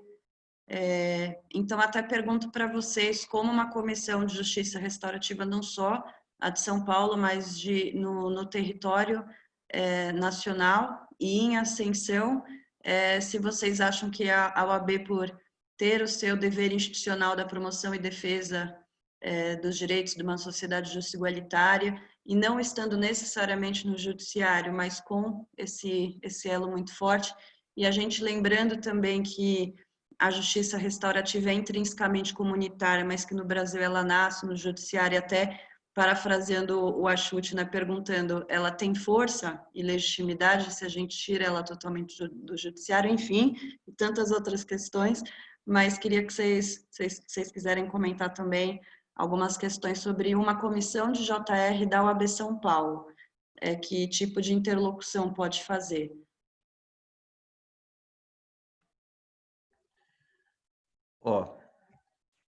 Eu tô lembrando uma frase assim, que tipo, justiça restaurativa, aparentemente, né? Eu gosto sempre de dizer isso, não é a salvação do mundo, não é, né, o placebo, mas eu acho que tem um grande potencial para trabalhar e gerar ótimos resultados e uma sociedade melhor mesmo. Só que ela dá bastante trabalho, muito trabalho, inclusive. Pensando na OAB São Paulo, que eu tenho acompanhado de mais de perto, e daí eu aproveito para elogiar, né, a Viviane, a Vivas, que está aqui, e não é porque ela está aqui não, mas, né, a gente brinca que ela é incansável, ela tenta, né, e está fazendo esse diálogo importantíssimo aqui com essas outras comissões que também eu estou muito feliz e agradeço de estarem participando. Né, eu acho que motiva e engaja toda a galera da comissão a trabalhar bastante. Então, eu posso dizer que essa realização de eventos, essa interlocução, né, que eu acompanhando, sei que a OAB, a comissão de OAB já falou com o TJ, né, tá sempre procurando. Eu acho que esse diálogo é essencial, promover eventos é essencial, porque a gente precisa falar sobre justiça restaurativa, que muitas vezes é um tema novo que muitas advogadas e advogados não conhecem. E pensando, né, naqueles 3 eixos da OAB, da OAB não, desculpa, da justiça restaurativa, né, do relacional, né? Como que a gente pode, de repente, utilizar a justiça restaurativa para melhorar as relações entre as pessoas, entre os advogados, né? No social, essa parte importante da interlocução. E eu acho que também institucional, nós pensarmos a OAB enquanto instituição, né?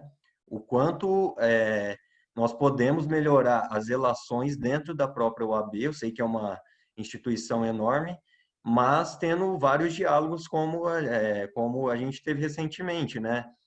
Sobre questões raciais dentro da OAB, sobre questões de gênero dentro da OAB, e sobre os mais diversos assuntos, né? É aquele grande desafio do Paulo Freire, né? De colocar, de fazer da sua fala a sua prática, né? Então, como que nós pensamos essa instituição também de uma forma que ela seja seja restaurativa, que seja acolhedora e que permita desempenhar seu papel também, né? É um pouco do que eu penso. Eu acho que, como você diz, me sinto contemplada, mas realmente acho que pouco do que eu posso realmente contribuir nessa pergunta realmente é pensar que a importância, né, da comissão é também trazer a ideia de que justiça, primeiro, obviamente, apresentar, né, qual é o conceito, de onde vem, de como surge, então de aproximar, né, de aproximar realmente as comissões dentro do que é essa potência da justiça restaurativa, porque até resgatando uma das perguntas, que é se ela é só da esfera penal. Não, ela não é só da esfera penal. Né? Eu até trouxe aqui alguns exemplos, aqui como é que está acontecendo aqui, mas ao mesmo tempo a gente também precisa pensar que as práticas da justiça restaurativa, ela precisa começar a pensar até onde ela alcança, né? O que ela pode realmente alcançar. Não dentro de uma forma, eu acho que até mesmo pensando na liberdade em dizer que ela não possui um conceito fechado. Então, é sempre entender que quais são os conflitos existentes. Então, entender a justiça restaurativa como esse lugar de encontro, de apresentação de conflitos, né? Então, de uma forma assim, de uma certa analogia, também entender que outros tipos de conflito de outras comissões também podem ser conversados dentro da justiça restaurativa, né? Uma roda de escuta diante de um grande conflito, por exemplo, é uma técnica muito possível ser utilizada. Então, essa sensibilização que a gente tanto vem falando do que é realmente a conexão do humano, como a Kay Pranes diz, né? Que as histórias conectam os humanos. Então, quando a gente ouve a história do outro, a gente tende a não ter mais medo desse outro, né? Então, é pensar que esse é um espaço de encontros, esse é um espaço de diálogos, esse é um espaço de que a gente pode pensar, sim, de forma empoderada, de forma madura, consciente, dentro desses conceitos das resoluções, e não só das resoluções, mas das próprias tradições, né? Das tradições locais, das tradições familiares, de como que a justiça restaurativa realmente abarca isso tudo e pensando realmente na evolução do conflito, na evolução. É isso. Ok. Queria também agradecer e registrar a presença da doutora Alcione, da OAB Itaquera. Muito nos honra a sua presença. Queria registrar também a presença da doutora Marie-Claire Lebron Fidomanzo, espero ter pronunciado certo, conselheira estadual da OAB São Paulo, consultora da Comissão de Conciliação e Mediação, membro da Comissão de Direito Militar, da Comissão de Segurança Pública e Comissão de Direito de Família, e presidente do Instituto Ipso Iuri, que promove curso de conciliação, mediação e arbitragem. E ela fala que tem no currículo a justiça restaurativa, a mediação comunitária e outras coisas. Então, convidando a doutora Marie-Claire, com tantas coisas a acrescentar, a se aproximar da nossa comissão para a gente promover ricas trocas, assim como todas, todos e todes aqui presentes. E aí estão perguntando também, Ká e Gu, já haviam falado no chat, se vocês podem encaminhar depois materiais sobre JR na escola, e aí vocês falaram, vou reforçar, que vocês podem entrar em contato pelo inbox das nossas páginas no Facebook ou no Instagram, da Comissão de Justiça Restaurativa da OAB São Paulo. Dá também para vocês contatarem a Secretaria das Comissões e eles encaminham também as mensagens, e também nossas reuniões são abertas. E aí, nesse sentido, estão perguntando sobre artigos estudiosos que fazem esse diálogo sobre JR Educação, na dita educação formal, se tem pessoas que se debruçam sobre isso. E também, nos casos de violência doméstica, se é possível, através da conscientização, levar a procurar um tratamento ou mudança de postura. São outras perguntas e eu passo a palavra para vocês.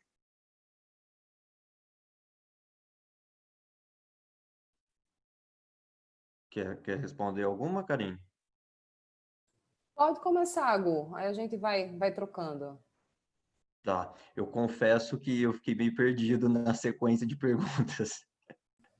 Você repete, por sua gentileza? Óbvio.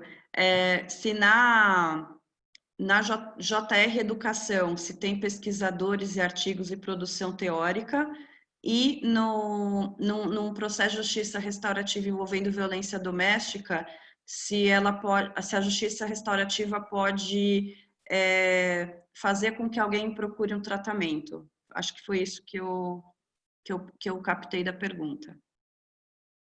No caso, alguém que perpetrou uma violência. Aliás, isso aí eu faço uma pergunta para vocês. se nós da justiça restaurativa precisamos fazer uma reflexão se a própria aplicação dos termos vítima e ofensor, se a gente não reforça também estereótipos. E passo a palavra para vocês. Bom, sobre autoras e autores na educação tem. Eu vou pedir desculpa, porque agora eu não lembro de cabeça. Existe, inclusive, um livro específico sobre isso, né? Eu tenho aqui, depois eu posso ver. Eu me comprometo a enviar todas essas indicações para quem procurar no inbox, né, que a Vivas colocou. E eu sei que no Brasil tem cada vez mais pesquisas, né, sobre essa temática. É uma temática bem fértil mesmo, da justiça restaurativa e educação, né? Não sei, Karine, você quer complementar sobre isso? Vamos lá.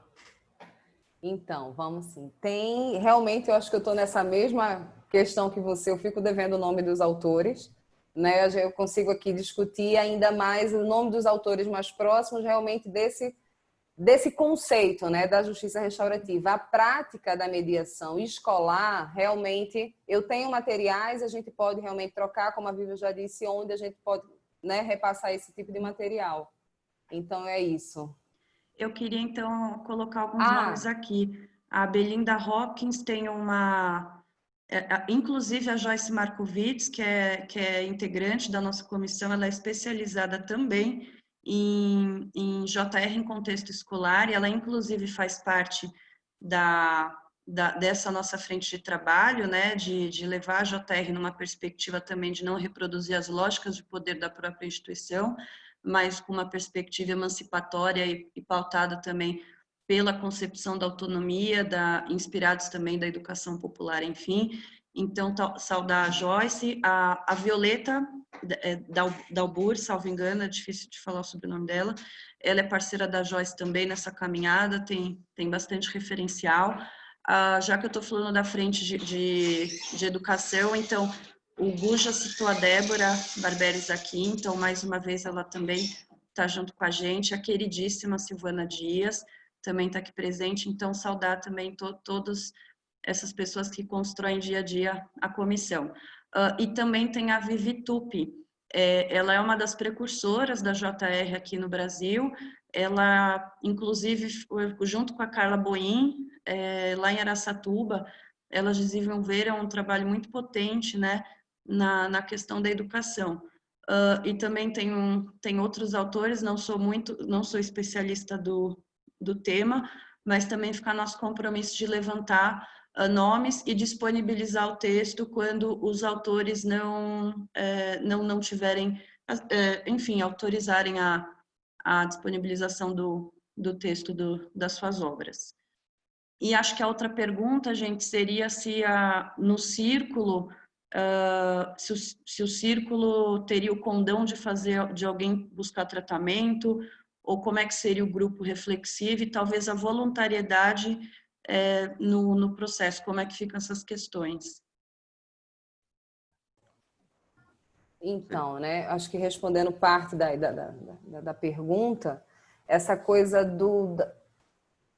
né, como você falou agora, né, Vivas, essa coisa da vítima e do ofensor, até que ponto a reprodução desses termos a gente fica aí alimentando esses estereótipos, esses estigmas sobre os envolvidos, né, sobre as pessoas envolvidas diante de determinado conflito.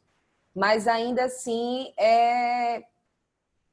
bom, não necessariamente que o processo da justiça restaurativa vai fazer com que a pessoa busque tratamento, né? Não é isso, assim. A ideia é realmente a responsabilização voluntária, né? Então, o momento do que vai sendo construído, a expectativa, se fôssemos falar de expectativa, sim, né? Diríamos que realmente é através do processo da conscientização.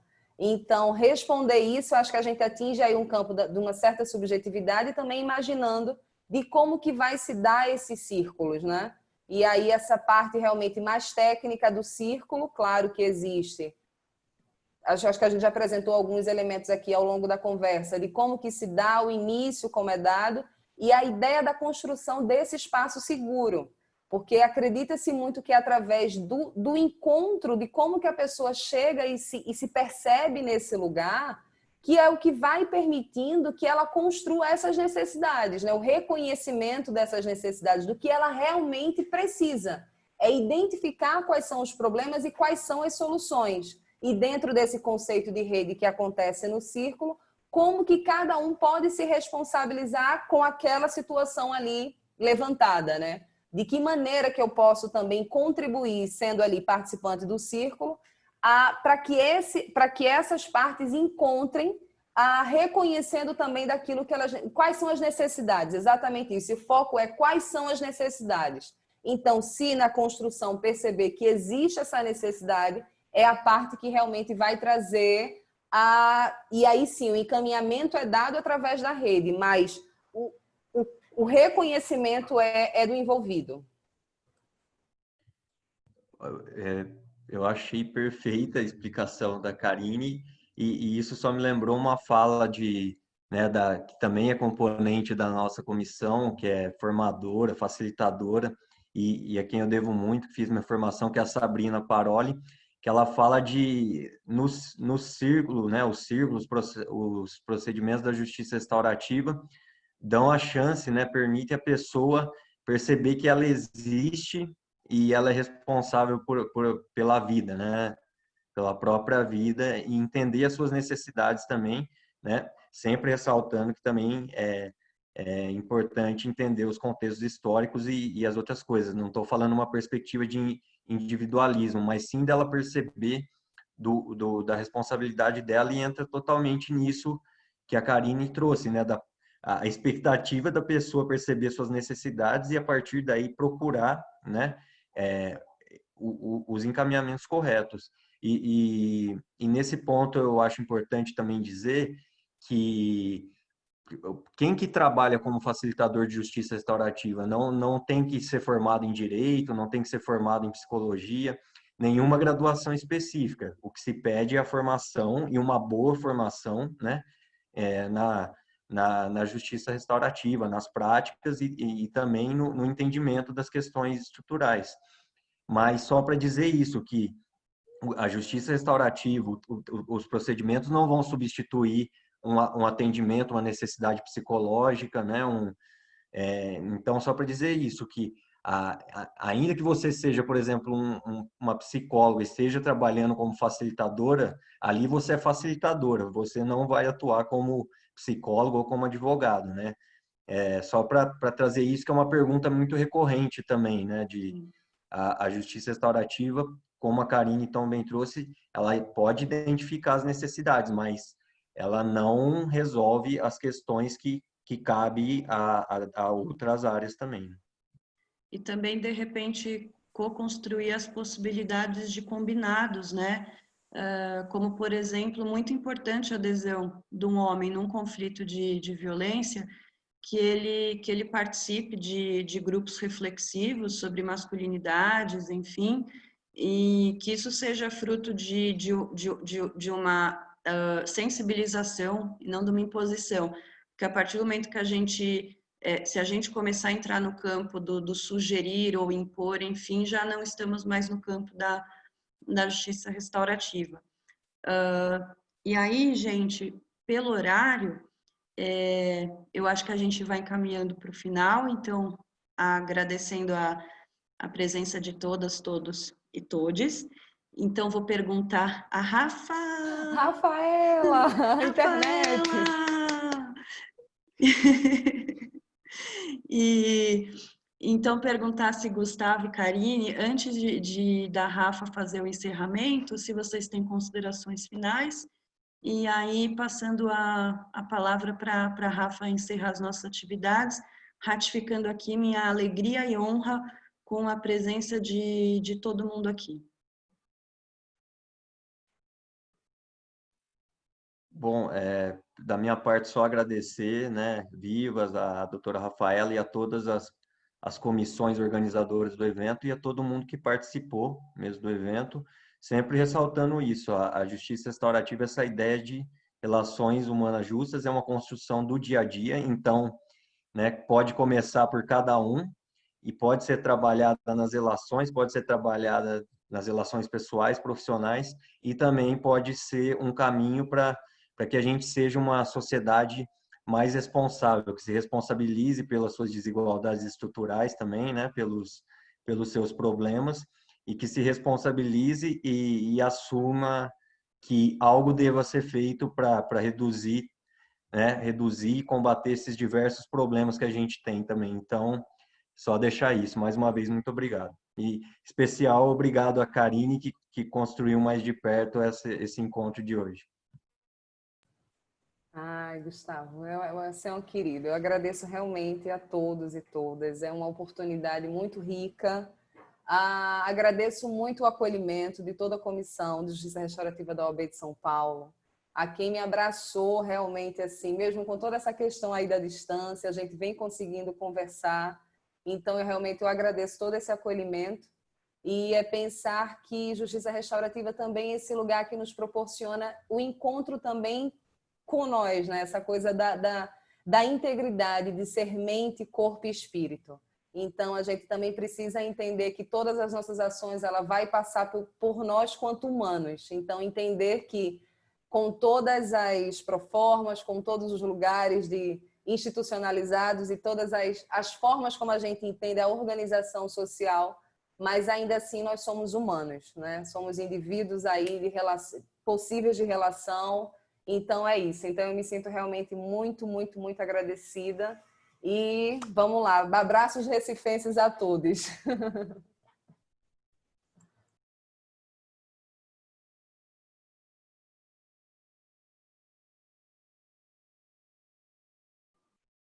Doutora Rafaela. Bom, eu agradeço muito a presença de todos aqui hoje, agradeço a doutora Viviane pela ideia, pelo planejamento e pela realização desse evento maravilhoso. Agradeço ao doutor Gustavo por todas as colocações objetivas e bastante esclarecedoras sobre justiça restaurativa. Agradeço a doutora Karine pela aula que nos deu aqui hoje. Agradeço a todos por estarem aqui. Peço desculpas por não ter visto mais. O que eu vi foi excelente. Gostaria de dar continuidade a essas palestras, a essas conversas, a esses diálogos, para que a gente consiga inserir isso no âmbito acadêmico. Temos aí grades curriculares bastante tradicionais, muito estritas, que não exploram diferentes formas de pensar os conflitos e pensar a sociedade. Acredito que esse seja um começo muito bom e espero que possamos ampliar esses debates ao máximo. Agradeço a todos. Peço que estejam atentos às nossas redes sociais. A graduação, pós-graduação e pesquisa está no Instagram e no Facebook como GPGPOABSP. Justiça Restaurativa está no Facebook e está no Instagram também. Lembra @ doutora Viviane? Não. Nem Amanda e a Maíra vão me me matar. Desculpa, Amanda e Maíra, não me odeiem.